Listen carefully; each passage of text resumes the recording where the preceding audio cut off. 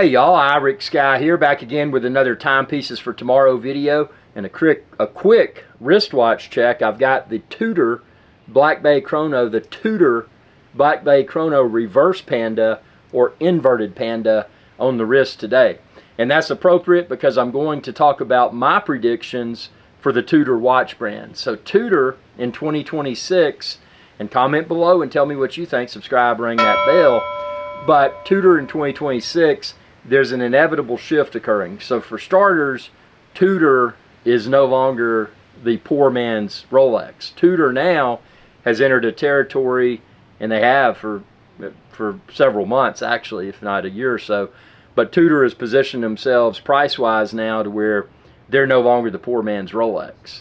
So they're at a price point where Rolex once was, but they're doing all of this strategically. So we're not going to get into Rolex within this video. Subscribe and check out my Timepieces for Tomorrow video playlist for more commentary surrounding Rolex. But we're going to talk about Tudor's predictions. So Tudor's predictions, and this is signaled by several things. For starters, when Tudor came out, they were very basic ETA movements. Nothing wrong with that. Easy to service, affordable to service. But Tudor quickly went more and more upmarket. They started doing in-house calibers.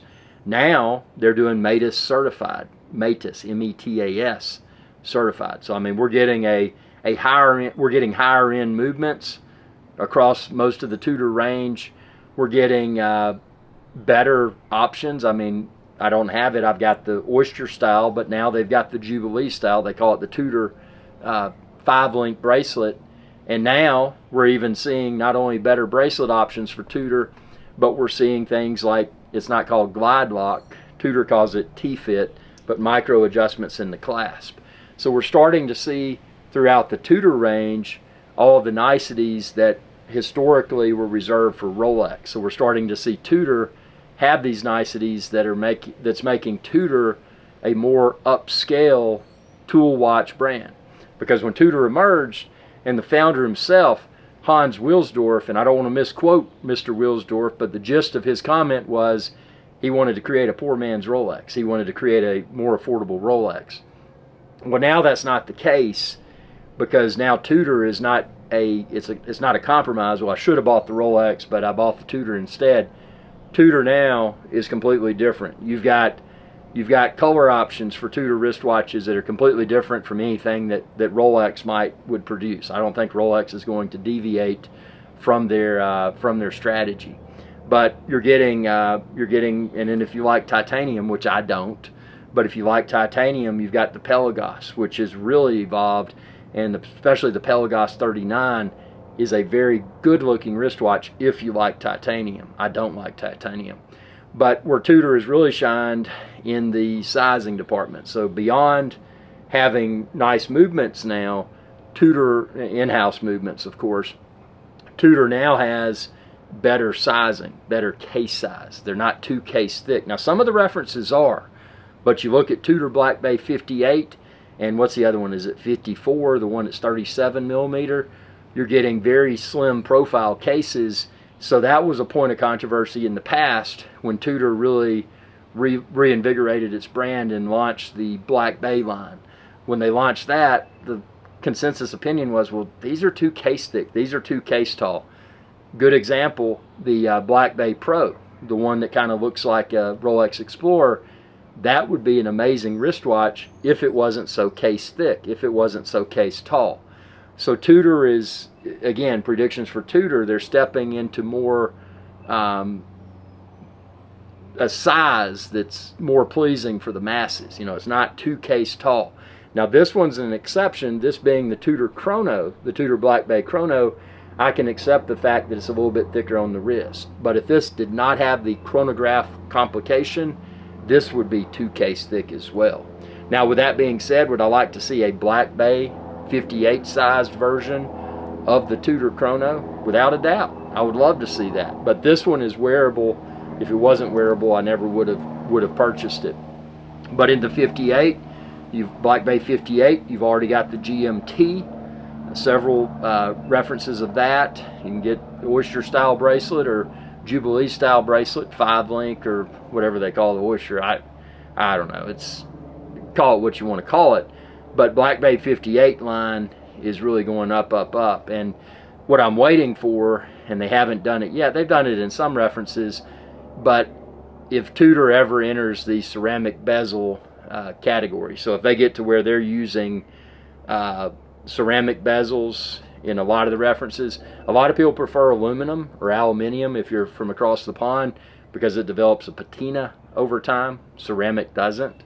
So, but now that Tudor, and again, their manufacturing facility now is its own building in Switzerland, so they're no longer in Rolex's basement. They've got their own manufacturing facility. So even though Tudor is part of the Hans Wilsdorf Foundation, just like Rolex, they're now trying to create their own unique brand identity. So they can do what they want to do, how they want to do it.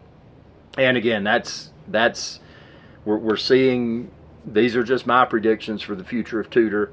But again, better case sizes, better bracelet options, niceties like T-fit, which is the Tudor equivalent of glide lock. You're just getting a lot more options. You've got GMTs in the Black Bay 58. You've got different color options within the Black Bay 58. So the Black Bay 58, and if you haven't noticed, I keep talking about Black Bay 58. I think that's their bread and butter. But with all these things coming, my predictions are for Tudor that these are going to, because Rolex and Tudor both, if not every year, most every year, they insert a price increase, sometimes across all references of wristwatches, references being models of wristwatches. So the value of Tudor is likely going to continue to increase over time, just like Rolex. Will it ever be as radical as Rolex price increases annually? Probably not, because Rolex has excellent marketing, and Rolex has positioned themselves even outside of watch collector circles as the wristwatch. There's a lot of wristwatches that are better than Rolex, but for somebody that's not an expert wristwatch collector, they would falsely assume that Rolex is the best watch in the world. And that's a safe assumption, but that assumption, even though Rolex makes a great watch, that is heavily linked to Rolex's excellent marketing. So they don't that potential consumer doesn't necessarily know anything about wristwatches, and they're basing that opinion off of Rolex's excellent marketing and the fact that it's a status symbol. Some people care about that. I don't care, man. I'll wear a Rolex or a Jaeger LeCoultre with a pair of flip-flops and swim trunks. I don't care, but some people do care. And it's Tudor's predictions. Again, it's going to continue to go up, up, up, up, up in value. We're going to see discontinuation of a lot of these undesirable Tudor references, and I think Tudor may have done that intentionally in the beginning because they didn't want to steal Rolex, or they're never going to steal it, but they didn't want to take away a significant quantity of Rolex buyers. If Tudor was so attractive, well, why should someone spend so much more for Rolex if they can get everything they want in Tudor?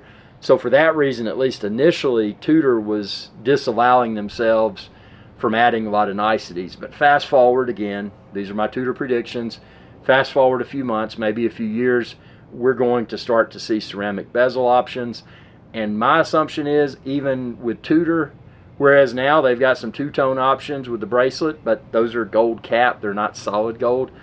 I'm going to go as far as to say that future Tudor references that are two-tone, we may see solid gold bracelets. They may not just be capped. We may see solid gold cases as well. Now, I don't know if Tudor's ever going to go into platinum and that sort of stuff. They may, but we'll just see how far this evolution of Tudor continues. But there's no denying that current reference Tudor wristwatches are great. They're very well made. They're a great tool watch.